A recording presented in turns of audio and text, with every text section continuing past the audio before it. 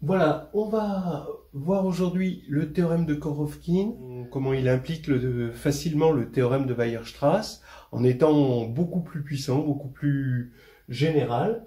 Le théorème de Korovkin, c'est un théorème d'analyse fonctionnelle qui s'inscrit dans la théorie de l'approximation. On veut approcher des fonctions par des fonctions plus simples à traiter. Et on veut voir des conditions pour que ceci soit possible. Alors là, même si la théorie de Korovkin, bon, on en parlera peut-être un petit peu, est extrêmement large, on va regarder le théorème fondateur de Korovkin, qui est élémentaire. Hein. On se situe sur l'espace vectoriel E de fonction continue de 0, 1 dans R. On dira qu'un opérateur est linéaire si c'est un endomorphisme de E. Et on dira qu'il est positif si U de f, à partir du moment où f est une fonction positive, alors U de f est aussi une fonction positive. Donc ça, plus la linéarité, ça va évidemment impliquer que si f est plus grand que g, alors U de f est plus grand que U de g. Voilà le théorème de Korovkin.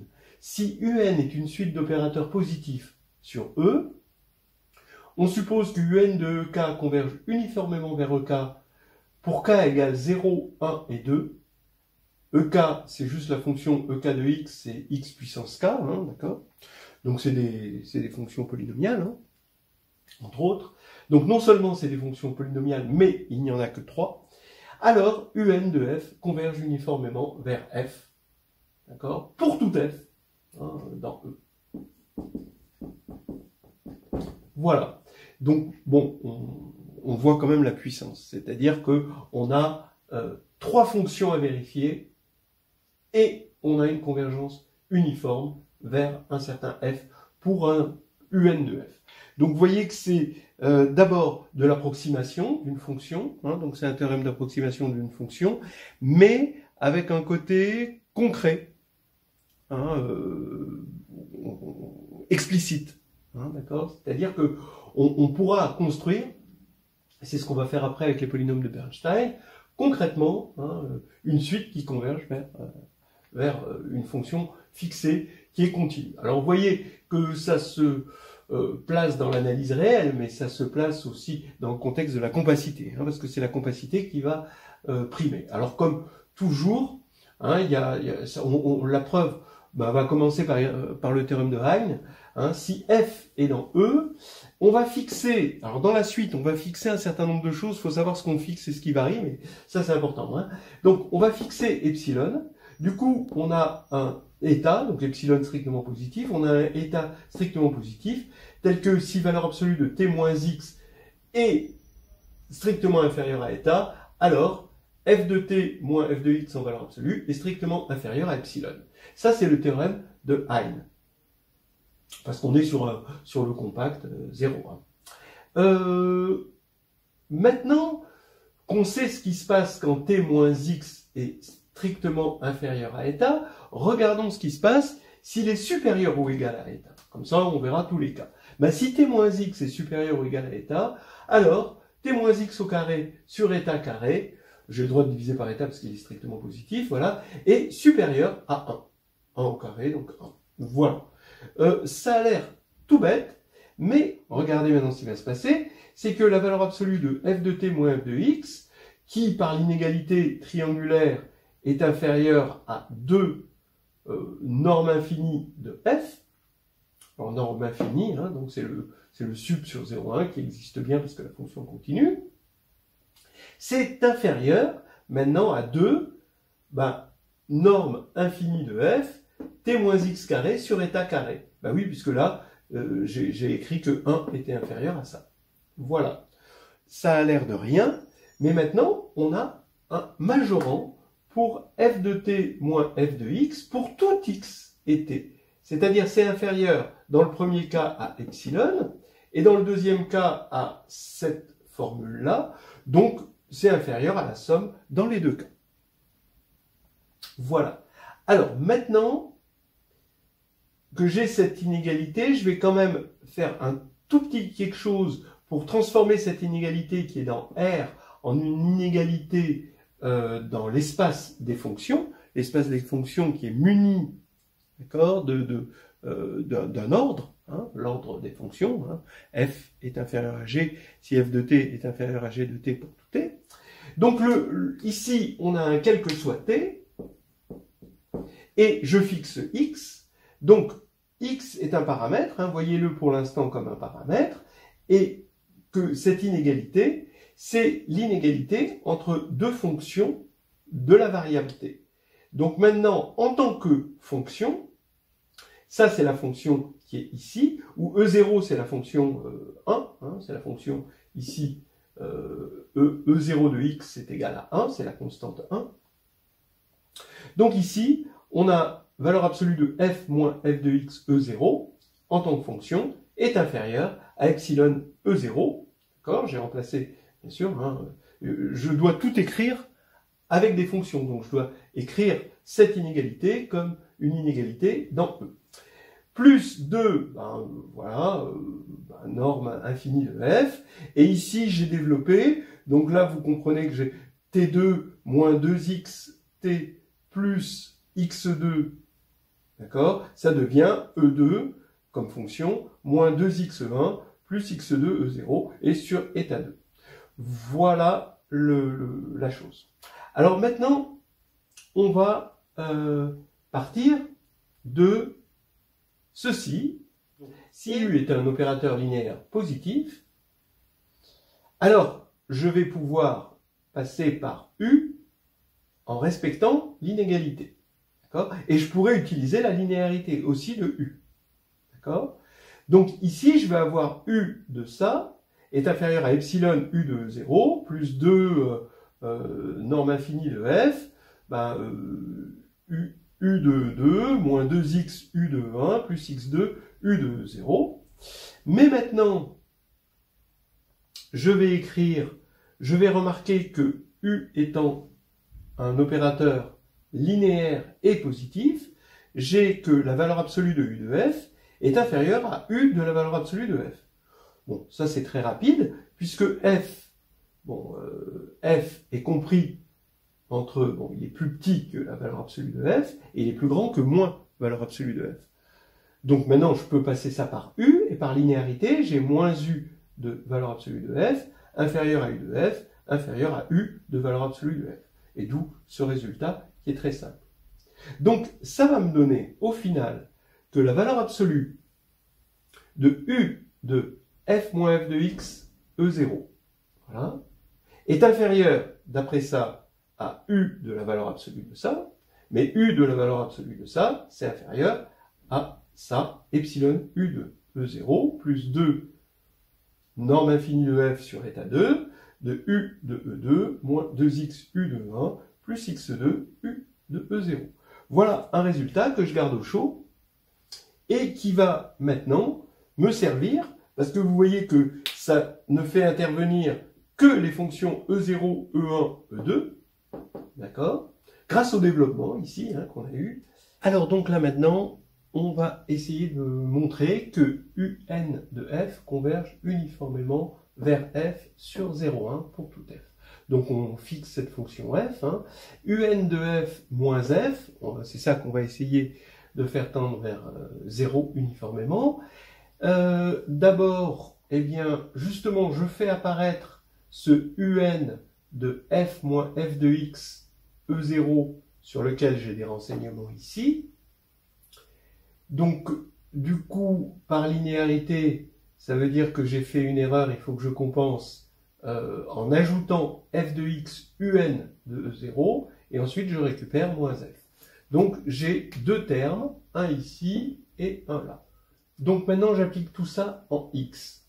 Donc ça fait UN de f moins f de x 0, là, le tout, ça c'est une fonction, hein, évidemment, de x, que je vais appeler hn de x, ici, et plus, là, bah, f de x un E0 de x, moins f de x. Voilà. Ça veut dire que quand je vais majorer la valeur absolue de ça, je vais avoir par l'inégalité triangulaire ben, valeur absolue de hn de x plus valeur absolue de ce qui est ici. Alors maintenant, regardons ce terme-là, il est facile hein, à majorer. Parce que ici, vous pouvez mettre f de x en facteur, donc majoré par la norme infinie de f fois la norme de un de E0 moins E0. Hein, parce que ici, il va rester la fonction 1. D'accord, quand on aura mis en facteur, donc E0. Donc ici, on sait que un de E0 moins E0 infini va tendre vers 0. Donc, lui, va pas nous poser de problème. On va avoir une majoration uniforme en x. Maintenant, celui-ci. C'est pour celui-ci, hein, d'accord, qu'on va utiliser, qu'on va ressortir cette inégalité qu'on avait mis au chaud. Donc, la valeur absolue de hn de x, c'est exactement ce truc-là. Et c'est inférieur à donc epsilon. Donc ici avec un, hein, je remplace u par un là-dedans. D'accord. Et c'est inférieur à epsilon un de 0 plus 2. Bon, voilà, hein, norme infinie de f sur état 2. Et cette chose-là. Donc, ici, hn de x, par l'inégalité triangulaire, je vais le majorer par epsilon norme infinie de un de 0, plus 2, voilà, norme infinie de f sur état 2, et je vais avoir cette chose-là. Vous pouvez mettre des valeurs absolues ici, ou pas, hein, de toute façon, ça c'est positif. Hein. Donc, ici, regardons ça comme une fonction, mais ça c'est la fonction x, d'accord? Donc ça c'est la fonction E1, là c'est la fonction E2, d'accord? Et ici j'ai un, voilà. Donc, il va falloir, ici, donc lui, ce terme-là, c'est bon. Il reste à majorer uniformément par quelque chose de très petit, lui. Mais lui, il est scindé en deux. Il y a lui, maintenant, qui ne pose plus de problème. Parce que epsilon, on va le prendre aussi petit qu'on veut, et lui, étant donné que un de 0 converge, ça va être majoré. Donc il va y avoir un majorant, et ce terme-là ne nous pose plus de problème. Ce terme-là, il est, voilà, quoi, il est fixé. Et ici, on va avoir, il n'y a plus qu'à, en quelque sorte, majorer par 0 ce terme-là. Donc, je prends la fonction gn égale un-e2 moins 2e1 un-e1 plus e2 un de e0, d'accord? Voilà. Et il va falloir que je montre que cette fonction tend uniformément vers 0. Alors, c'est pas très compliqué. Pourquoi? Parce que, en fait, ça va se faire avec une inégalité triangulaire. Parce que, justement, si vous prenez juste E2 moins 2 E1 E1 plus E2 E0, si vous regardez ça, c'est x2, moins 2x2 plus x2, ça fait 0. D'accord? Donc, je ne change rien si je soustrais gn moins ceci. Donc ici, je vais avoir gn qui va être inférieur à un E1 moins E2, pardon, moins E2, infini. Hein. Ensuite, plus, tant qu'à faire, 2 E1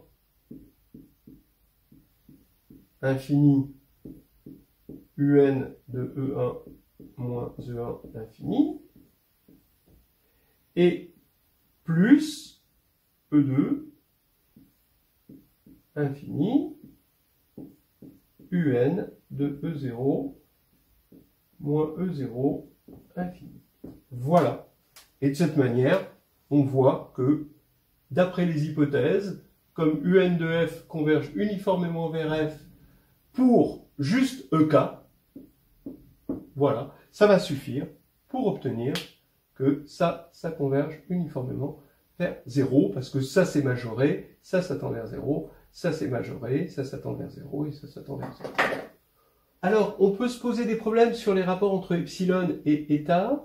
Hein, donc, bon, moi ce que je préconise, c'est de fixer epsilon, de faire tendre n vers l'infini, ce qui va faire que ici, j'aurai 0, et je vais avoir ici, à la limite, un epsilon avec ici un majorant.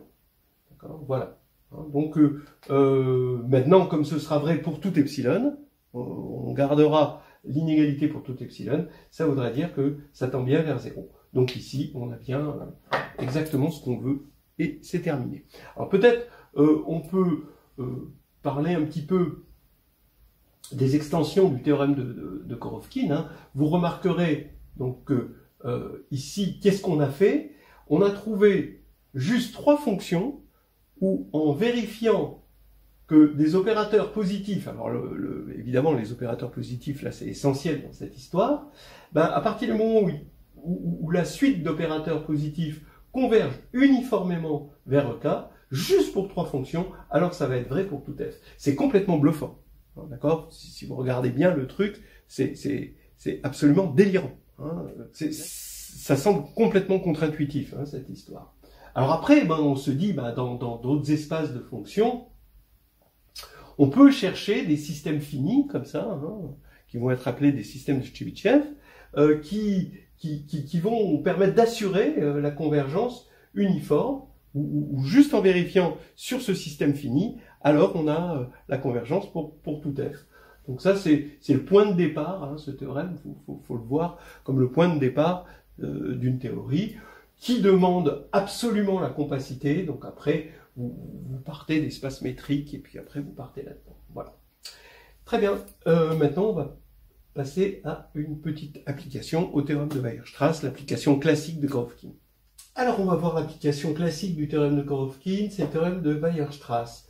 On regarde donc toujours, l'espace vectoriel des fonctions continues du compact 0,1 dans R, et on va introduire ces polynômes bkn de x égale k parmi n, x puissance k, 1 moins x puissance n moins k. D'accord?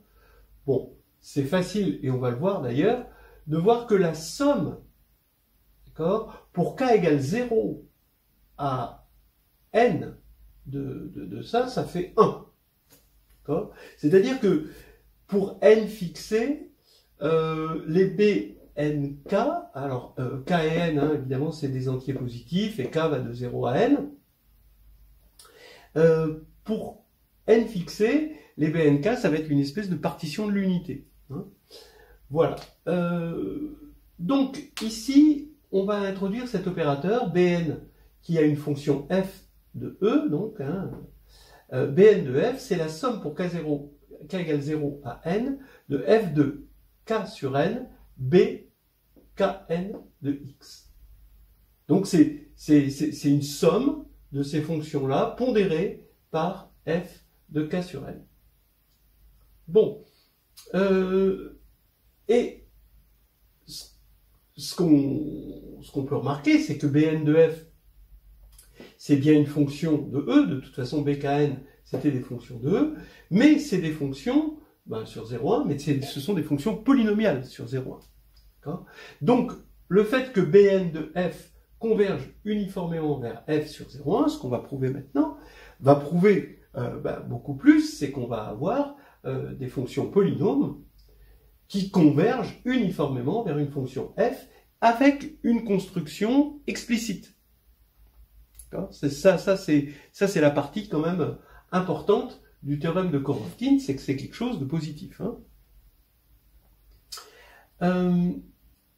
Maintenant, montrons justement ceci. Alors Bn est clairement positif, ce sont des opérateurs, hein, donc c'est linéaire. Hein, d'accord, on voit bien que c'est linéaire en f, parce que c'est de l'évaluation en f qui est linéaire, et puis on multiplie par des fonctions. Donc c'est linéaire. C'est positif. Hein, si f est positive, étant donné que ça c'est positif sur 0,1, c'est clairement positif. Bn de f est clairement positif. Donc on a bien, comme dans le théorème de Korovkin, des opérateurs positifs. Et c'est une famille.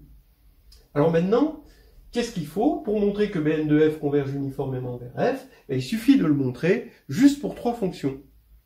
Bon, vous allez voir que déjà pour 3 fonctions, c'est pas facile. E0, ça va. E1, bon. E2, là, ça devient compliqué, donc il était temps que ça s'arrête. Regardez, Bn de 0 de x, c'est ce que je vous ai dit sur la partition de l'unité. Donc c'est somme de k égale 0 à n de, ici vous allez avoir 1, puisque 0 c'est la fonction 1. Donc juste bkn de x. Donc on reconnaît la formule du trinôme, ici, et donc on reconnaît le développement de x plus 1 moins x puissance n. Mais ça fait 1 puissance n, donc c'est bien E0 de x. Bon, maintenant, Bn de E1 de x. C'est la somme de k égale 0 à n de k sur n, bk sur n de x. Ça fait la somme, alors ici, le k égale 0, ça va donner un terme nul, je l'élimine, et donc j'ai plus que la somme de k égale 1 à n, et là, je vais avoir une formule qui va m'aider, qui s'appelle la formule d'absorption. Donc c'est k sur n, k parmi n est égal à k-1 parmi n-1. Donc ça, vous voyez que vous avez... c'est vrai immédiatement dès qu'on regarde la formule qui donne ça en fonction des factoriels. Bon, on va s'en servir, et donc on va multiplier k sur n par k parmi n, et ça va nous donner ça par la formule d'absorption. Et là, je remarque que n-k, ça fait n-1 moins k-1. Donc je reconnais encore une formule du binôme, à condition qu'ici j'ai k-1. Donc je mets x en facteur. Le fait d'avoir de k égale 1 à n, ça va me permettre de faire le changement de variable k' égale k-1. Et je reconnais finalement, une fois que j'ai mis en facteur x, le développement de x plus 1 moins x puissance n-1. Donc qui fait 1, et donc il ne reste plus que x, et donc E1 de x. Donc, maintenant, il reste à montrer la même chose pour Bn de E2. Bn de E2, il va falloir une formule d'absorption un peu plus absorbante, d'accord, de gros sopalin, et ici on va avoir K2 sur N2 K parmi N.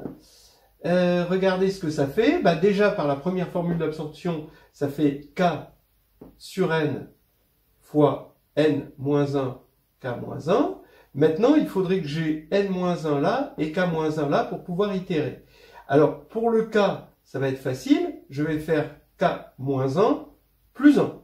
D'accord? Donc, ça va me donner k-1 sur n, n-1, k-1, plus 1 sur n, à cause du plus 1, n-1, k-1. Maintenant, il n'y a plus qu'à regarder ça. Et k-1 sur n, il faudrait que j'ai n-1 ici, pour utiliser ma formule d'absorption. Donc je multiplie par n-1, et je divise par n-1. Comme ça, je multiplie par n-1, j'ai n-1, il me reste le sur n, et là j'applique ma formule d'absorption, j'ai n-2, kn-2.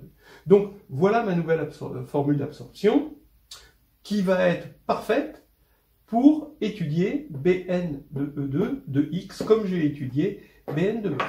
Voilà, avec cette deuxième formule d'absorption, on va attaquer le calcul de Bn de E2 de x. Bon, c'est assez tout droit quand même, si on a déjà fait celui de E1.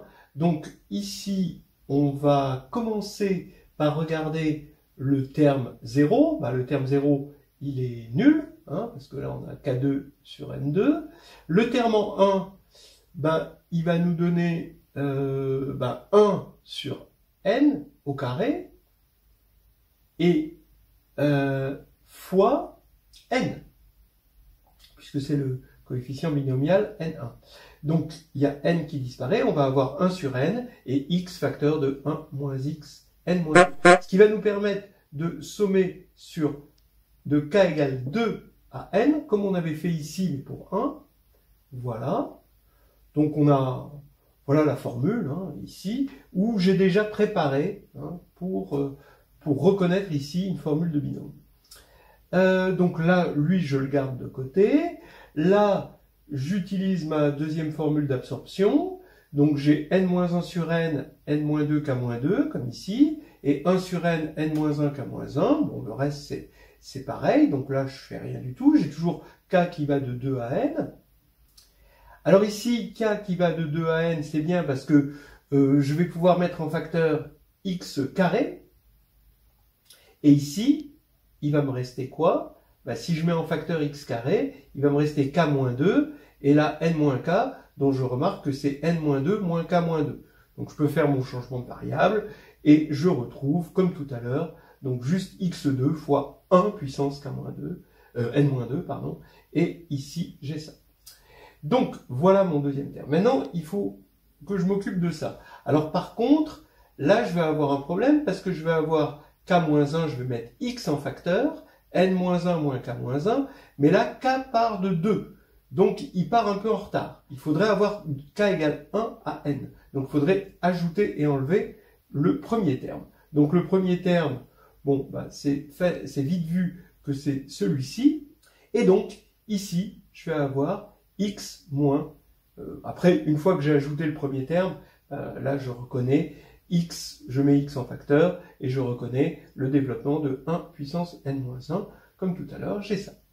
Donc maintenant, je vais finir sur n-1 sur n, x2 plus 1 sur n, x. Une fois que j'ai fait la simplification, alors lui, il est là, 1 sur nx, c'est bon, et là, je simplifie ce terme moins avec ce terme-là. Voilà. Alors maintenant, je vais faire un petit peu le bilan des courses, parce que on a montré uniquement des convergences simples, et non pas des convergences uniformes, si vous avez remarqué. Alors, attaquons la convergence uniforme maintenant, parce que c'est ça qu'il nous faut pour E0, E1 et E2. Ben, j'ai montré que Bn de E0, c'était carrément E0, quel que soit n, d'accord? C'est ça que j'ai montré. Donc là, il n'y a vraiment pas de souci, ça converge uniformément, puisque c'est constant. Hein. Bn de E1, qu'est-ce que j'ai montré? J'ai montré que c'était égal à 1, donc pareil. En revanche, Bn de E2,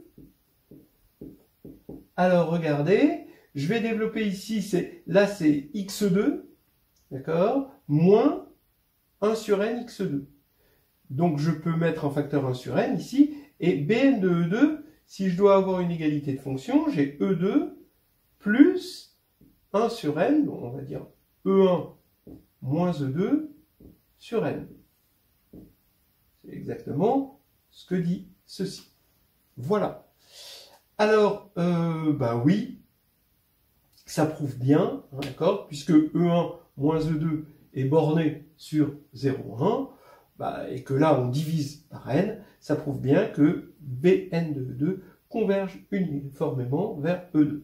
Donc j'ai bien ce que je voulais, j'ai toutes mes convergences uniformes pour ma petite famille de fonctions, hein, c'est ce qu'on appelle un système de Chebyshev, de fonctions qui suffisent à montrer les choses, et on va avoir que Bn de f, pour tout f, converge uniformément vers f, pour tout f de E, hein, sur 0,1. C'est chouette. Alors on pourrait se demander pourquoi est-ce qu'on aimerait voir les choses. Alors c'est intéressant de voir les fonctions bkn. Donc pour n fixé, ça va être des fonctions qui sont comme ça, qui vont avoir une petite préférence pour k sur n. Donc il va y avoir cette petite préférence pour x égale k sur n. Donc hop, un petit maximum en k sur n. Bon, donc voilà les polynômes de Bernstein. Bkn, que j'ai appelé Bkn. Alors, n, bon, on a pris égal à 20, c'est cette courbe entre 0 et 1. Et voilà, maintenant, après, avec le curseur, on fait varier k, k égale 0. Et vous voyez que là, il va avoir un maximum ici, là, en fait, en un vingtième, hein, s'il y a 2, ça va être, hop, après, etc. 4, k égale 4. Et donc, voilà, son maximum est là. Voilà toutes les fonctions. Et là, évidemment, pour n égale 20, on part là-dessus, quelque chose de bien aplati. Voilà ce que je voulais dire. Et ici, ça veut dire que f de k sur n va être un peu privilégié. Et du coup, ça va sur K sur N, pour K sur N, ça va tendre vers F, puis après, ben, c'est le fait que Q est dense dans R. Donc bon, je vous dis ça, c'est plutôt la façon intuitive d'aborder le truc, évidemment. Il y a rien de rigoureux dans ce que je vais dire, mais c'est intéressant d'en avoir une approche et de regarder ça avec les yeux, quoi.